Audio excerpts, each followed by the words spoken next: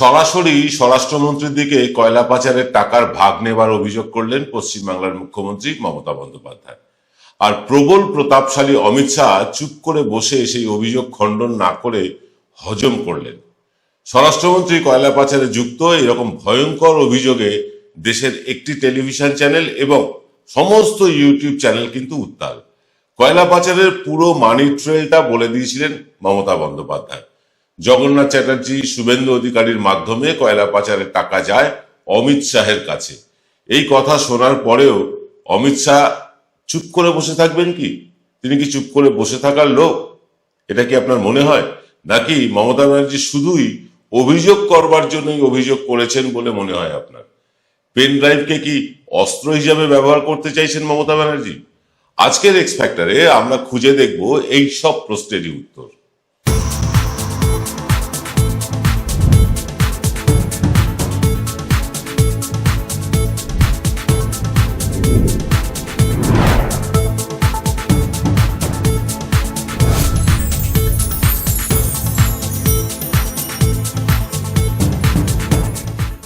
নমস্কার, শুভ সন্ধ্যা। আমি প্রবীর বিশ্বাস নিয়ে এলাম এই সময়ের সবচেয়ে গুরুত্বপূর্ণ প্রশ্নগুলো এক্স ফ্যাক্টরে। কয়লা পাচারের অংশীদার হিসেবে অমিত শাহের নাম করবার পরেও অমিত শাহ চুপ করে বসে আছেন, এটা কিভাবে সম্ভব? যেখানে সংসদে দাঁড়িয়ে তিনি সবাইকে ধমকান, চমকান, সাংবাদিকদের নিজের কথা অনুযায়ী চলতে বাধ্য করেন, যার একটাও আঙুলের ইশারায় ইডি, সিবিআই ওঠে আর বসে, নির্বাচন কমিশন খুশি মতো কাজ করে, সারা দেশে প্রধানমন্ত্রীর চেয়েও বেশি ক্ষমতা, মানে প্রশাসনকে ক্ষমতা অনুযায়ী চালান নিজের মর্জি মাফিক, সেই মানুষটির বিরুদ্ধে এত বড় অভিযোগের পরেও তিনি মুখ খুলছেন না। এটা কিসের ইঙ্গিত? অমিত সাহানি দিল্লির একজন প্রথিতযশা সাংবাদিক এবং রাজনৈতিক গবেষণার সাথে যুক্ত। তার সাথে আমার বেশ ভালো বন্ধুত্ব। যিনি এই গুজরাটে যখন বিজেপি ক্ষমতাসীন হন তখন থেকে অমিত শাহকে লক্ষ্য করে আসছেন। তার দীর্ঘ আলাপচারিতায় যে কথা বোঝা গেল সেটাই আপনাদের আগে বলতে চাই। যেহেতু ইংরেজি এবং হিন্দি মিশিয়ে কথা হয়েছে সাহানিজির সাথে, আমি দর্শকদের সুবিধার জন্য সেই কথোপকথনের বাংলা সারাংশ আপনাদের সামনে প্রথমেই তুলে ধরব। অমিত শাহের মতো প্রতিহিংসা পরায়ণ লোক ভারতে দুজন নেই। তাকে কেউ অপমান করলে তার বিরুদ্ধে কঠোরতম ব্যবস্থা না নেওয়া পর্যন্ত তিনি কিন্তু তা ভোলেন না, এবং সেই ব্যবস্থা এতটাই ভয়ঙ্কর হয় যা তা কল্পনার বাইরে মানুষের। জাস্টিস লোয়ার কথা আমরা সবাই জানি। যাই হোক, অমিত শাহের এই চুপ করে থাকাটা আসলে ঝড়েরই পূর্বাভাস। তাহলে কি পশ্চিমবঙ্গের মুখ্যমন্ত্রী মমতা ব্যানার্জির উপরে ভয়ঙ্কর কোনো প্রতিশোধ নেবার প্রতিশ্রুতি নিচ্ছেন অমিত শাহ? উত্তরটা হলো সম্ভবত হ্যাঁ। কিল খেয়ে হজম করবার মানুষ তিনি নন। ছলে বলে কলে কৌশলে অমিত শাহ প্রত্যাঘাত করবেনই, আজ হোক বা কাল। তিনি কি প্রত্যাঘাত করতে পারেন এটা আমরা একটু খুঁজে দেখি।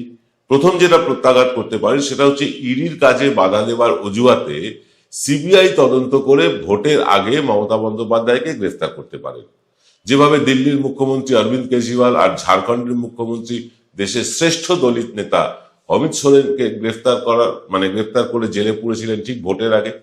সবাই বলেছিলেন যে দলিত নেতা হেমন্ত সোরেনকে গ্রেফতার করে সারা দেশের দলিত ভোট ব্যাংককে খোয়ানোর মতন রিস্ক অমিত শাহ হয়তো নেবেন না, অন্তত ভোটের আগে। কিন্তু সবাইকে অবাক করে তিনি হেমন্ত সোরেনকে গ্রেফতার করে নিয়েছিলেন। যদিও পরে আদালতে কিছু প্রমাণ করতে না পারার জন্য হেমন্ত সোরেনকে ছেড়ে দিতে বাধ্য হন। বাংলাতে কি তার পুনরাবৃত্তি হবে? গ্রেফতার হবেন মমতা? হ্যাঁ, হতেও পারেন। তবে এখানে কয়েকটা গুরুত্বপূর্ণ ফ্যাক্টর আছে, বেশ কয়েকটা গুরুত্বপূর্ণ ফ্যাক্টর আছে। সেই কারণে তো এক্স ফ্যাক্টর আনি আপনাদের কাছে। দেখুন, মমতা ব্যানার্জিকে গ্রেফতার করলে তার ফল কি হবে সেটা কিন্তু আগেই ভেবে রেখেছেন অমিত শাহ। প্রথমত, হেমন্ত সোরেনের বিরুদ্ধে মানি লন্ডারিং এর অভিযোগ ছিল, অর্থ তছরূপের। মমতা ব্যানার্জির উপরে সেরকম কোনো অভিযোগ করবার জায়গাই নেই অমিত শাহের কাছে।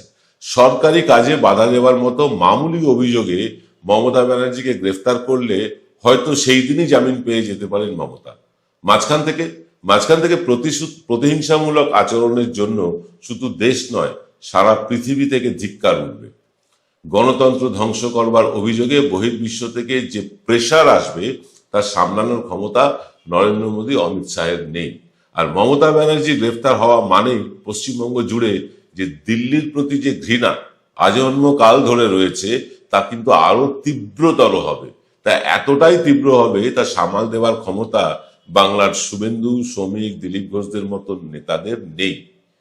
তৃণমূল কংগ্রেস কর্মীদের কাছে মমতা ব্যানার্জি একটা আবেগ, সেই আবেগের ঢেউ রাজ্যে সর্বত্র আছড়ে পড়বেই। সেই সুনামিতে বাংলার বিজেপি কিন্তু ধুয়ে মুছে সাফ হয়ে যাওয়ার সম্ভাবনাই সবচেয়ে বেশি। তবে মমতা ব্যানার্জিকে গ্রেফতার করে যদি নির্বাচন পর্যন্ত আটকে রাখতে পারে, সম্ভব হয়, তাহলে রাষ্ট্রপতি শাসন জারি করে মমতা আবেগকে নিয়ন্ত্রণও তারা করতে পারে। তবে তারপরেও মানুষ দলে দলে বিজেপিকেই গিয়ে ভোট দিয়ে ক্ষমতায় নিয়ে আসবে, এই রকম সামান্য সম্ভাবনাটুকুও পর্যন্ত নেই বাংলায়। বরং বাংলা থেকে বিজেপি ধুয়ে মুছে সাফ হয়ে যাওয়ার সম্ভাবনাটাই বেশি। সেই রিস্ক কি অমিত শাহ নেবেন? মনে হয় না। তিনি অপেক্ষা করবেন বাংলার নির্বাচন পর্যন্ত, তারপর অবস্থা বুঝে ব্যবস্থা নেবেন। আর কি কি করতে পারেন সেই সম্ভাবনাগুলোর কথাই বলতে আসছি একটা ছোট্ট বিরতির পর। জয়গুরু রত্নভান্ডার জ্যোতিষীমা, এখানে গোল্ড মেডেলিস্ট জ্যোতিষী বসেন। হাই কোয়ালিটির আসল গ্রহরত্ন সবচেয়ে কম দামে এখানে পাওয়া যায়। স্থান বেলঘড়িয়া, রানী পার্ক, বটতলা, 2 নম্বর রেলগেটের নিকটে। 9681345722 এবং 9007778922। এবার সাধ্যের মধ্যেই হবে মধ্যবিত্তের স্বাদ পূরণ। নতুন বাড়ি, নতুন স্বপ্ন, সুখের নতুন অধ্যায় শুরু হোক এই উৎসবে। Ashoka group, রিডিফাইনিং realty. ফোন করুন 9163502850। Welcome to the world of civil business. A Bengali business personality and the most successful business group, Roy Construction Group of companies, now coming Sarib, West Bengal. Mr. Anup Roy, the managing director of the Roy Construction Group company, ready to serve his native land, the mother Bengal.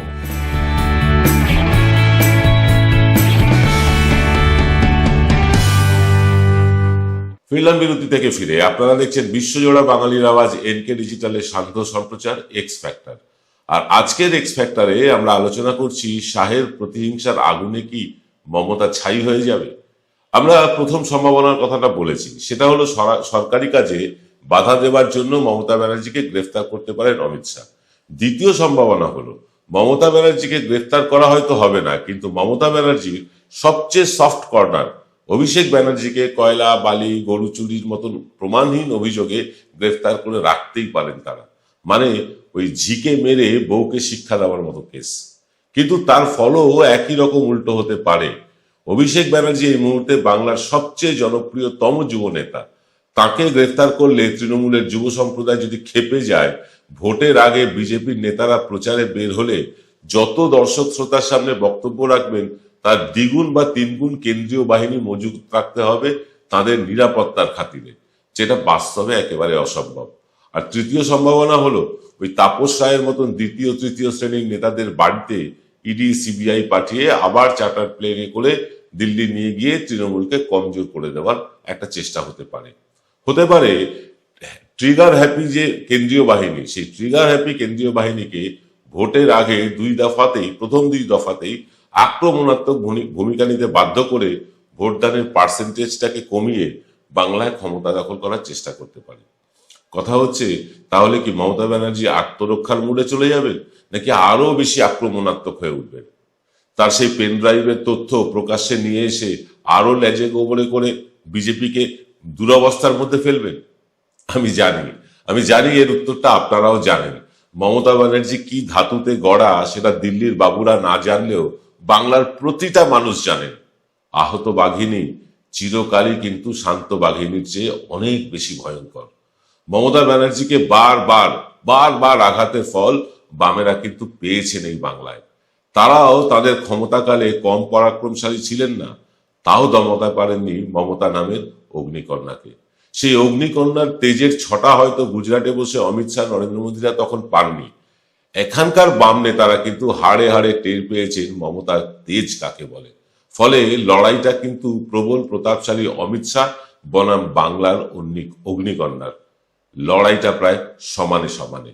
এই লড়াইয়ে শেষ পর্যন্ত মমতাই যে জিতবেন সেটা এক্ষুনি নিশ্চিত করে বলে দেওয়া যায়, কারণ বাংলা, বিহার, উত্তরপ্রদেশ, মহারাষ্ট্র কিংবা হরিয়ানার মতন কিন্তু পশ্চিম বাংলার অবস্থান নয়। অবাঙালিদের মধ্যে রুটি খাবার চল বেশি, আপনি জানেন অবাঙালিরা রুটি খায় বেশি, আর সবাই বলে রুটি খেলে নাকি গায়ে গতরে বেশ তাকত হয়, শক্তি হয়।